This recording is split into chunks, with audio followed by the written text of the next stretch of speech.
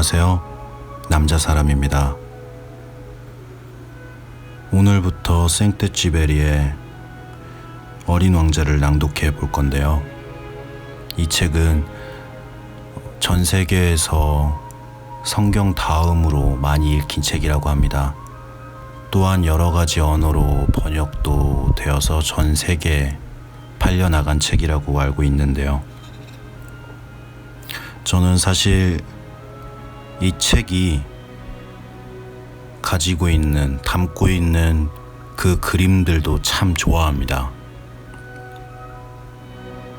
근데 아무래도 오디오적인 컨텐츠다 보니까 이 그림을 전해드릴 수가 없는 부분이 참 아쉽다라는 생각이 들어서 제가 유튜브를 같이 업로드하고 있으니까 혹시 그림 또한 보고 싶으신 분들은 유튜브에서 함께 하시면 될 것 같습니다.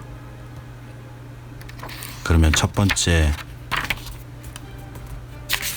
어린 왕자의 첫 번째 이야기 시작하도록 하겠습니다. 어린 왕자 앙뚜앙 드 생떼쥐베리 김미정 옮김 더 스토리.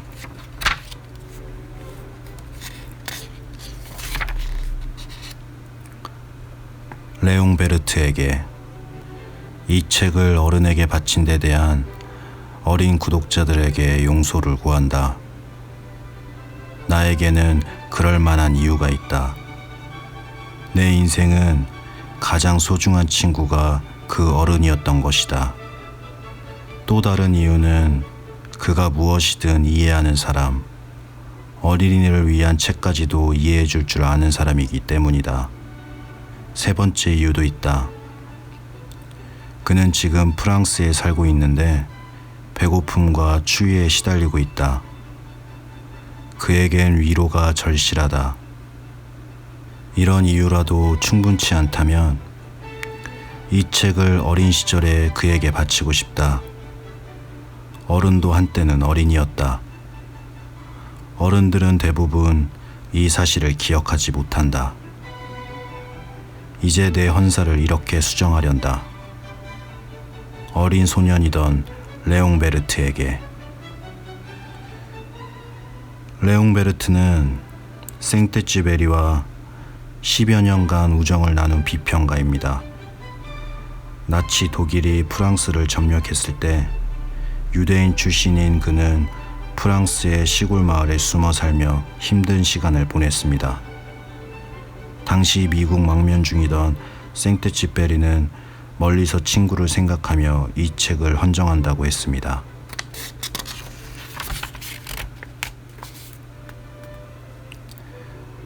내가 6살 때 한 번은 원시림에 관한 책 실제로 겪은 이야기에서 굉장한 그림을 보았다. 보아뱀이 맹수를 삼키는 그림이었다. 이것은 그때 본 이미지를 그린 것이다. 책에는 이렇게 쓰여 있었다. 보아뱀은 먹잇감을 씹지 않고 통째로 삼킨다. 그리고 나면 움직일 수가 없어서 먹이를 다 소화할 때까지 6개월간 꼼짝도 않고 잠을 잔다. 나는 정글 모험담을 열심히 읽고 궁리한 다음 색연필을 들고 내 인생 첫 그림을 완성시켰다. 1호 그림은 이것이다. 나는 내 훌륭한 그림을 어른들에게 보여주고 무섭지 않은지 물어보았다. 어른들은 대답했다. 모자가 왜 무섭다는 거니? 내가 그린 건 모자가 아니었다. 코끼리를 소화시키고 있는 보아뱀이었다. 그래서 나는 어른들이 이해할 수 있도록 보아뱀의 몸속을 그렸다. 어른들은 설명을 해주지 않으면 모른다. 나의 2호 그림은 이것이다. 어른들은 속이 보이든 안 보이든 중요하지 않으니 보아뱀 따위를 그만 그리고 지리나 역사, 산수, 문법에 신경을 쓰라고 내게 충고했다. 6살이던 나는 화가라는 멋있는 직업을 포기하고 말았다. 1호와 2호, 그림의 반응이 좋지 않아 의기소침해졌던 것이다. 어른들은 혼자서는 아무것도 이해하지 못하고 어린이들은 그들에게 언제나 설명을 해주어야 해서 피곤하다. 결국 나는 다른 직업을 선택해야 했고 비행기 조종법을 배웠다. 전 세계 곳곳을 비행기로 누비고 다녔다. 지리를 배운 것은 정말이지 유익했다.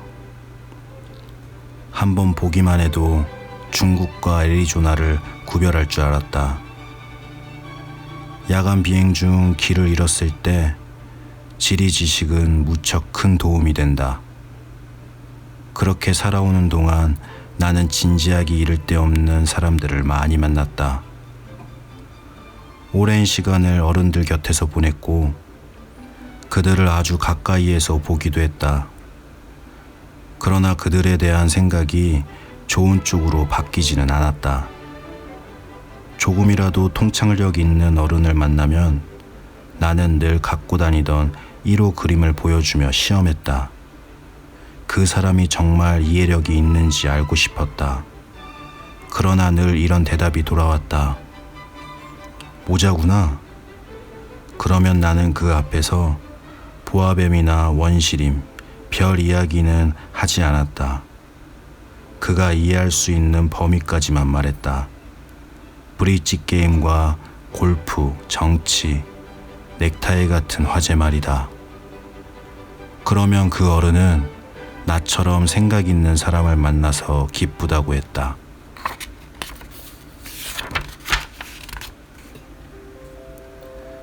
나는 속을 터놓을 사람 하나 없이 홀로 살아왔다.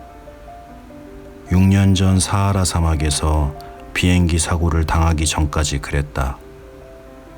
비행기 엔진이 이상이 생겼고 정비사도 승객도 없는 상황에서 나는 혼자 비행기를 수리해 보려고 안간힘을 썼다.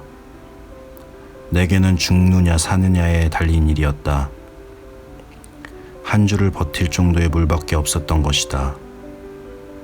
첫날 밤에는 사람이 사는 곳에서 수천 마일 떨어진 사막의 모랫바닥에서 잠을 잤다.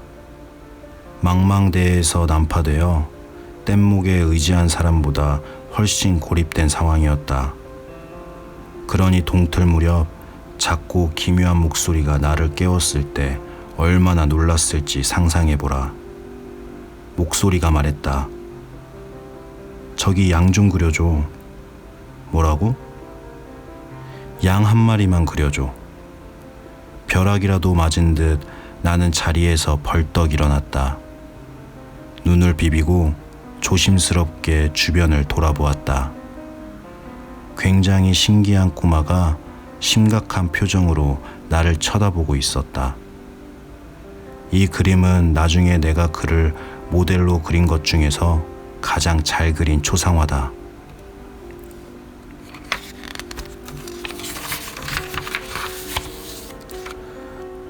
물론 내 그림은 실물의 매력을 다 살리진 못했다.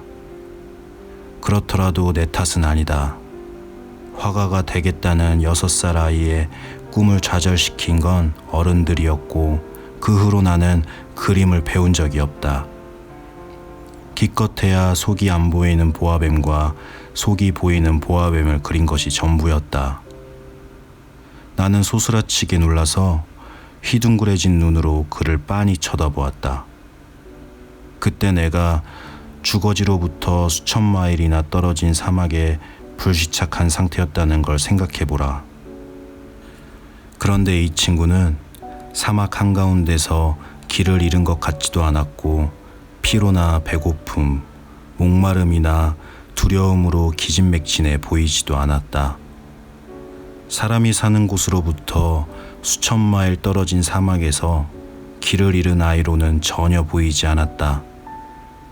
나는 겨우 정신을 차리고 입을 열었다. 여기서 뭐하고 있니? 그는 중요한 일을 말하듯 나직하게 반복했다. 부탁이야. 양 한 마리만 그려줘. 이해할 수 없는 일이라도 너무 강한 인상을 받으면 부정할 생각조차 들지 않는 법이다. 주거지에서 수천 마일이나 떨어진 곳에서 죽을지도 모르는 상황에 이건 정말 말도 안 되는 일이라 여기면서도 나는 주머니에서 종이 한 장과 만년필을 꺼냈다. 문득 내가 그동안 열심히 배운 거라곤 지리, 역사, 산수, 문법이 전부라는 게 기억났다. 나는 기분이 살짝 가라앉아서 꼬마 친구에게 그림을 그릴 줄 모른다고 했다. 그가 대답했다. 괜찮아. 그냥 양을 그리면 돼. 양은 그릴 줄 몰라서 나는 내가 유일하게 그릴 줄 아는 그림 2개 중 하나를 그려주었다. 속이 안 보이는 보아뱀 그림이었다. 그런데 꼬마 친구의 대답을 듣고 나는 깜짝 놀랐다. 아니야. 보아뱀 뱀속에 들어있는 코끼리를 말하는 게 아니야.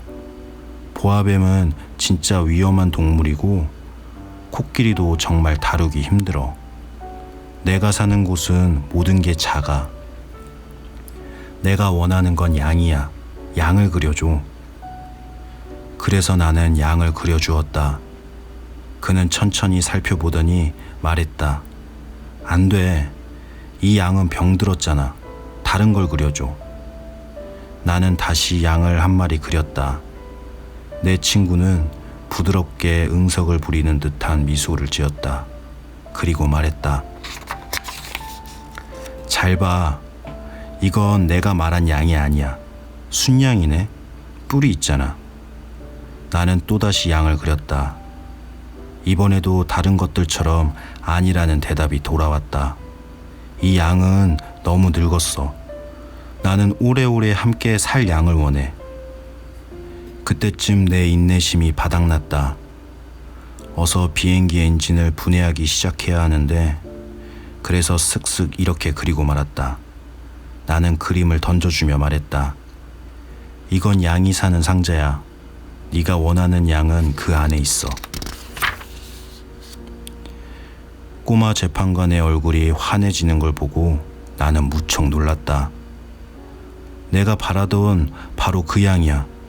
얘는 풀을 어마어마하게 많이 먹어? 왜 그런 걸 묻지? 내가 사는 곳은 모든 게 작거든. 풀은 충분해. 내가 말했다. 내가 그린 양은 아주 작거든. 그는 고개를 숙여 그림을 보았다. 그렇게 작지 않아. 봐. 양이 막 잠들었어. 나와 어린 왕자는 그렇게 처음 만났다. 감사합니다.